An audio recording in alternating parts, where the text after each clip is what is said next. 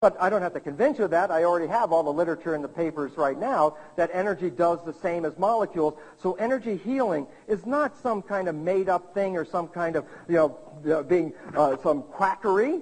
Energy healing is real because energy is more effective in controlling biology than molecules are. And that's according to physics. So the bottom line is we have ignored the role of energy because conventional medicine is locked back in a pre-1925 version of physics. But in 1925, when quantum physics came in, it says you must include the energy in the equation. Now the question is this. I have a cell, and I know the behavior of the cell is elicited by the receptors that read the signals. Here's this beautiful understanding, because this is what simplifies my understanding about how it all works, and then I applied it to my life, and it made such beautiful changes in my life. And it works like this. I used to clone human cells.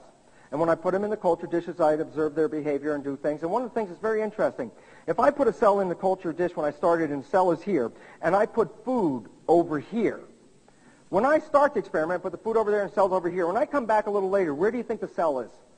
The cell moves toward the food, right? Okay. Experiment number 2.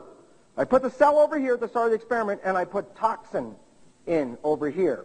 And I come back in a few minutes later, where's the cell going to be? Over here. Look, this is so beautiful because here's the truth. At the level of the cells of which we are based, there's only 3 behaviors a cell can do, obvious behaviors that you can see. And here are the 3 behaviors. The cell can move toward a signal. The cell can move away from a signal. And the third one is actually a signal can be made in the environment, but the cell ignores it because it's not relevant. So there's actually 3 different movements. Moving forwards, moving backwards, or not moving at all. Does that make sense? I mean, you can see it, right? So here's the issue. Then the behavior of the cell is actually divided into 2 kinds of behavior. When a signal is presented that the cell needs for its maintenance and its growth, the cell will always move toward the signal. When the cell is presented with a signal that threatens its life, then the cell will move away from the signal. So there's only 2 behaviors. What are they? Moving forward is growth, and moving backwards is protection. So the bottom line is this. Point. Now look at the logic, because this is the part that's like profound but simple. A cell moves forward for growth, moves backwards for protection. Can a cell move forwards and backwards at the same time? Yes or no? No. Point. Fundamental, profound nature of the point. The cells in your body are digital. When they receive signals that say growth, they will move toward things in growth.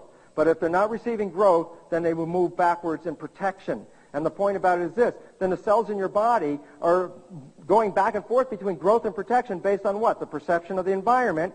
But since the cells are in the community, they're also the perception of the brain. So as you're thinking, what are you doing to the cells? You're giving them information about their environment. If you think that, oh, my God, I can't make it through this lecture because the damn projector broke.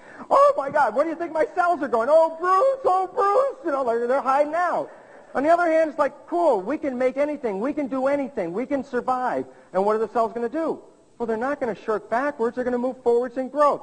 Why is this relevant? Because the behavior is that clearly digitized, that it's one or the other. And the point is this. Although you have 100,000 different gene programs minimum, I can take all the gene programs in your body and divide them into 2 groups.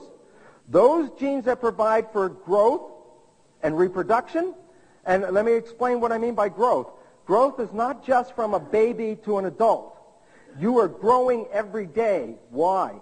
Because every day you're losing thousands, millions, trillions of cells a day. And if you don't replace those cells, what's going to happen to your body? You're going to experience disease and death. And so the bottom line is this. Then for you to survive on a day-to-day basis, just to keep level, you're growing all the time. And that's a requirement of the system.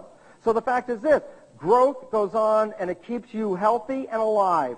And then the issue is this. Once you reach a certain age, then the genes, there are also genes for growth, but growth of the next generation. So the growth genes are for you or for the next generation. So those are growth genes, okay?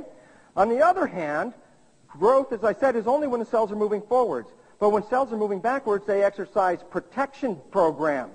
So there's another set of genes in your body, or your cells, which are involved with your protection. But the point about it is this. A cell at any one time is either in growth or it's in protection, but it can't be in both. Now I got to ask you a simple question, and it's economics. Does it take energy to grow? Does it take energy to protect yourself? Well, then the point about it becomes very simple, because here's the point. When you find that you're in protection, you have to use energy. But the more protection you're in, the more energy you use. Well, where are you getting the energy from? You have a balance. You have like a checking account in your body of energy to run this body. And the more checks you write for protection, what happens to the balance? It gets less and less. And there's a point where so much protection is used that you actually now short growth processes. And this is true for like the nation right now. Right now, our budget has in excess of 50% of the U.S. budget is in protection. What does that mean? Well, all that money that's allocated for protection is not helping us grow or maintain the country in any way, because that's all put into armaments and whatever they are. And the issue is this applies to your own body. When you walk out on the street, when you wake up in the morning and you start to live, you're vacillating between growth and protection. And the issue about it is the more protection you require or you perceive you require, and that's the trick, the one that says you think you need protection, the more you put into that, the less growth you start to accommodate. And here's an interesting part. You could be so afraid, you can be scared to death. And that's the truth. The truth is this, that fear can be so great that you absolutely shut off growth so quickly that you actually die right at that moment. And the reality is, understand the balance of your health is related to the amount of energy expenditure you're putting into protection. So the bottom line, survival is actually equal to growth divided by protection. And now look at this. Turn on the news. Read the newspaper. Listen to the TV. What do you hear every day? More reasons to protect yourself. Well, the air's not good. The water's not good. The food's not good. These people are unsafe. Every time you turn around, what are you doing? You're walling yourself off more and more. Why? Because growth means to go forwards. What is protection? Go backwards or wall off the outside. We start to isolate when we start to become fear-bound. And as we become fear-bound, we shut down growth as a natural biological mechanism. But it's interesting. I have 50 trillion cells. Each cell can be in growth or protection. But my whole body doesn't have to be in growth and protection, so I can have a range. My body can be in so many cells are in growth, so many in protection, so I can have a percent. So when I look at the human system, I also recognize that growth and protection is a variable, okay?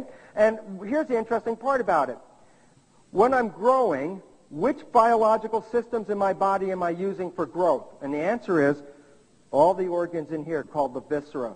The heart, the lungs, the digestive system, the liver and pancreas, and all these things. These are for growth. When I protect myself, which system do I use? Get out of here, I'll hit you with my lung. No, that's probably not what it is. Okay? The point is, when you're in protection, what physiological systems do you use for protection? Muscles and bones. And the interesting thing is, there's a switch in your body that switches from either the viscera or to the muscles and bones. Remember that thing we call fight or flight? Remember that adrenal system? The adrenal system is a master switch that switches between what? The two systems. The switch says, if I start to get into fight or flight, what am I going to use? Muscles and bones. Well, I shut down my viscera in the process. And that way, I have all my energy allocated to get ready to run. If I need to run away from a lion, I'm not going to start processing digestion at lunch. Why? Well, that energy might be the exact energy that it took me to get the last step so my foot doesn't get caught in the lion's mouth. So the system is intelligent. It says, when you're under threat, it will allocate the energy to where the threats are. It shuts off the visceral system. So the bottom line is simply this. In growth, the visceral system commands the somatic system. It works like this. In growth, I need water. So my body says I need water. Well, how do I get to the water? Oh, well, I move to the water. So how do I do that? Through my skeletal system. Well, who directs it? The viscera says I need water, so the skeletal system responds to the viscera's request. So the viscera administers to the need. The skeletal system administers to the viscera's need.